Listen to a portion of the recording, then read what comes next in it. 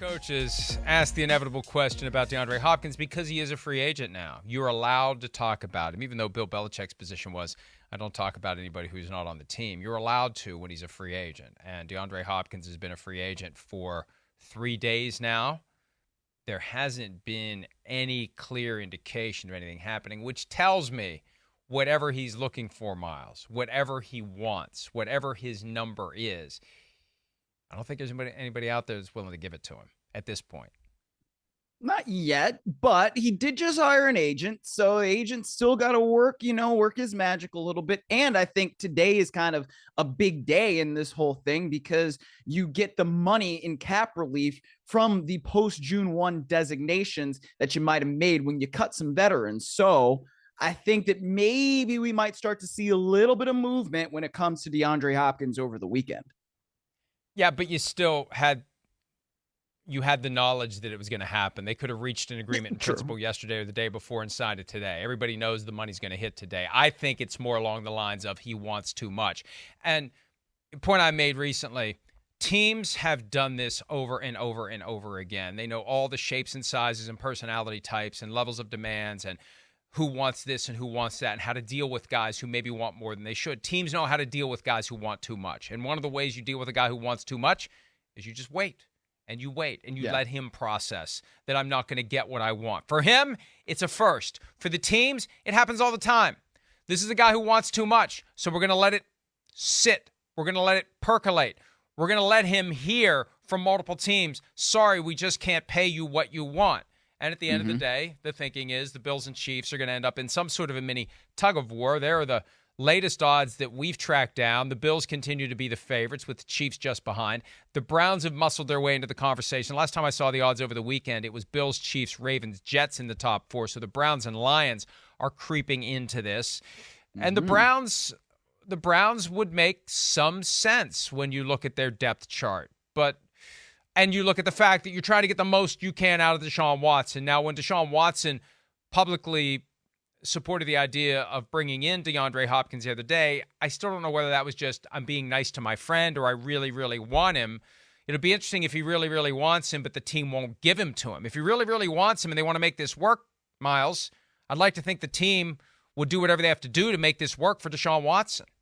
Well, the Browns are maybe in a better position than the Bills or the Chiefs to land DeAndre Hopkins, because of that connection that DeShaun Watson and DeAndre Hopkins have. I mean, this is a guy in DeAndre Hopkins that was an all-pro, first-team all-pro 2 times with DeShaun Watson as a starting QB for a full season. I mean, you could kind of add 2017 in there too, even though DeShaun Watson was hurt. So it's like 2.5. But that's one element of it. The other element is kind of with those post-June 1 designations, the Browns are going to have the second most cap space available out of any team. So that's something where you can point to if you're DeShaun Watson and you really want this to happen. And you're like, guys, hey, we've got the most money between, the Bills, the Chiefs, and all these other teams that might want DeAndre Hopkins. And we are in a position to contend. And we are in a division with Cincinnati, who I think is a real Super Bowl contender, right? Baltimore, who should be a Super Bowl contender, especially now that Lamar Jackson is happy. You've got Pittsburgh,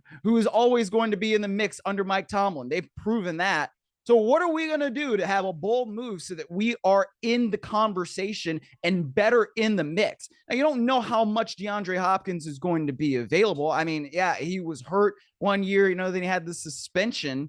So that's 2 seasons in a row where he's not played a full season. But I think that just a simple fact, if you could have DeAndre Hopkins opposite Amari Cooper, that's 2 really darn good receivers. And you add Elijah Moore to that, Donovan Peoples-Jones, another one's up and coming. It makes a lot of sense for the Browns to really strongly pursue this, I think. The reality is right now the Browns are just kind of a curiosity that no one's paying attention to. We don't know what they're going to be. Yeah. We don't know what to expect. There's so many great teams around the Browns in their division, in the conference, that they're just kind of an afterthought. All of a sudden, if they get DeAndre Hopkins, they start hitting the radar screen and we start paying closer attention. Now, I don't know that they want that or not. Maybe their plan is we're going to surprise everybody this year. And, they've got that very strong analytics mindset and strategies and, DeAndre Hopkins, what does he bring by way of what you're going to invest in him? And I could see some skepticism there because, one of the points Sims made earlier this week, he's just basically a very large slot receiver at this point. He's not going to run by people. He's not going to command double coverage everywhere he goes. He's going to be a reliable safety blanket for a quarterback.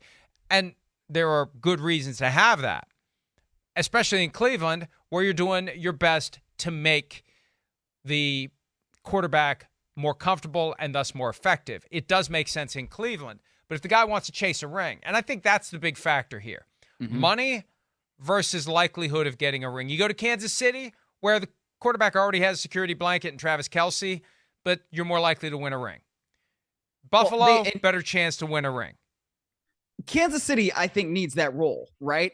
Juju Smith-Schuster was a huge, huge presence that they had at receiver last year, and he is now in New England. So I think, we're talking about fits, whatever. I think that DeAndre Hopkins would absolutely fit with the Kansas City Chiefs, and he would be another element to that offense that they might not have right now based on the receiving room that they have. I mean, I think Kadarius Toney should be good. Health questions, though, still there. Sky Moore, he is in a position to ascend more in his second year, and he made some big plays in the Super Bowl, too. But I think that having that veteran presence, that's another security blanket that's not Travis Kelce, would definitely be huge for that offense. There was some reporting on Thursday linking him to both the Patriots and the Texans. Now, I remember he did the interview several weeks back where he was asked to respond with body language and facial expression with his interest level in a variety of teams. Chiefs, Bills, yes. Jets, Patriots, no, he looked off to the side. It was widely interpreted as no thank you. And we don't know what his relationship is with Bill O'Brien at this point, but Bill O'Brien was the coach when Hopkins got traded. So there's something that went wrong, or he still would have been in Houston playing for Bill O'Brien. And speaking of Houston, the Texans linked to Hopkins, and I can't imagine when you think back to some of the stuff that happened, and I know that Bob McNair is deceased, but Bob McNair, some of the stuff that was said during the anthem, and I think Hopkins walked out after something that occurred, and I don't know that he'd want to go back there. Cal McNair's running the show now. I don't, unless they would really plunk down a ton of money, I don't know why that would happen. And I don't know why they'd want it. It just seems like overdone. We're trying to turn the page and move on from anything in the past that has been dysfunctional. And there's the message, the only message we have from DeAndre Hopkins, the old see no evil, hear no evil, speak no evil. I guess that's his way of saying he ain't saying anything. In some order. Here, but, no. I guess the middle ones speak, but I don't see hands over the mouth, but I guess the middle ones speak. That's what that is. Yes. That's what the hands are over the mouth. You don't know your emojis very well, Mike. I'm old. I can't see. I can't see that far. Yesterday it was easier when I was in my office because the return was right in my face. Here it's like 4 feet away. I can't see that far. But my eyes are fine. My eyes are fine because I've memorized the eye chart. My physical's coming up in less than 4 weeks. I've memorized the eye chart. Read the last line that you can see. I remember as soon as I'm sitting in the chair, I'll remember what the letters are, and I'll pass with flying colors. Okay, so he's not saying anything. And again, it's difficult for him. I thought when this process first started in the offseason, when we believed he was going to be traded, the question was how much more than $19.45 million is he going to make this year? And then it became, wait, nobody wants to pay him his $19.45 million. Now, what do they want to pay him, and what is he willing to accept? How little is he willing to accept to say yes to a team? And how much more is it going to take from a non-contender or a fringe contender to get him to not just end up with the Chiefs or the Bills? I mean, there's a reason that the Chiefs and the Bills were the only two teams that were linked to him. They're the two that reportedly spoke to the Cardinals about a trade. Now that he's available to anyone, who else is truly going to get into the mix and spend the kind of money? I think at the end of the day, it's going to be Chiefs versus Bills, with both teams resisting the temptation to overpay to keep him away from the other team.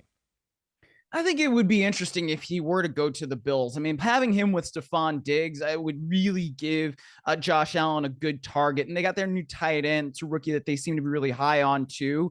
And, he'll be playing outside a little bit and not just in line. So I think that they are in a position to say, yeah, we would definitely use DeAndre Hopkins, and they've got to do something to get themselves past the divisional round. And I don't know, man. I think that the AFC East is going to be a really, really tough division. I don't think there's any guarantee that the Bills are going to come away with that division, first of all, because I think Miami, with their defensive improvements, just by adding Vic Fangio, and then you also add Jalen Ramsey to that, they're going to be a tough out. Right. And then you have the New York Jets, and they've got a good defense, we believe, but they also add Aaron Rodgers. We'll see what that happens there. I mean, I don't necessarily think the Patriots are as big of a threat, but they're going to be in the mix. Right. So where are the Bills going to fall in all of that? Where you've got your head coach who's now taking back over defensive play calling.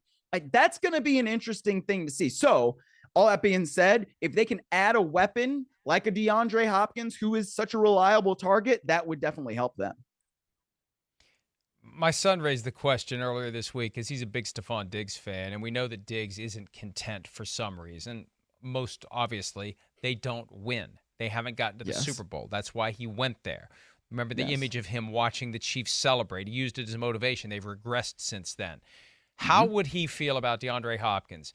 It helps you win, but if it cuts into your numbers, if it cuts into your opportunities, is the net a positive, or is there a chance that, you know, Stephon has something different he's upset about? Yeah, we're in a better position to win, but I'm no longer him. I've got to share him status with DeAndre Hopkins. You just wonder how he would feel about that. That was my son's point, and it would be part of the experiment. It would be part of what we find out as they go forward with Hopkins if they would add him to Stephon Diggs.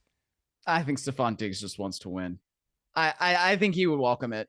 But based on what I've seen from Stephon Diggs, I mean, I think that he would welcome it because it would help them win. And they obviously need something else in that offense, despite the fact that, you know, they're ranked very highly, and Ken Dorsey took over that thing and kept them ranked highly, but they still have a turnover issue in part because of their quarterback. Like, they need something else to get them on the level, in my opinion, of Cincinnati and Kansas City. Right. So if that's the case, then yeah, you need another dude that can go out there and be a dog and get things on third down. So it's not just, oh, we only have to pay attention to Stephon Diggs on these biggest plays. You need to be able to spread things out a little bit, give defenses a little more to think about. Worst case scenario would be Hopkins' presence eats into Stephon Diggs' production and they still don't win. That's the risk you're taking. Right. Yes. Yes. That would be the problem. And you mentioned the Dolphins are likely going to be better. The Jets are going to be better. The Patriots, who knows? And you look at that schedule, point I made when the schedule came out 3 weeks and 1 day ago, the idea that they play all those games against AFC West teams, NFC East teams, there's a chance that there's only going to be one that comes out of that division and makes it to the postseason this year. There could be some great teams that get left behind in the AFC East simply because of the schedule rotation. Hi, it's Mike Florio. Thanks for watching PFT on YouTube. Hit subscribe for the latest news and analysis from Pro Football Talk.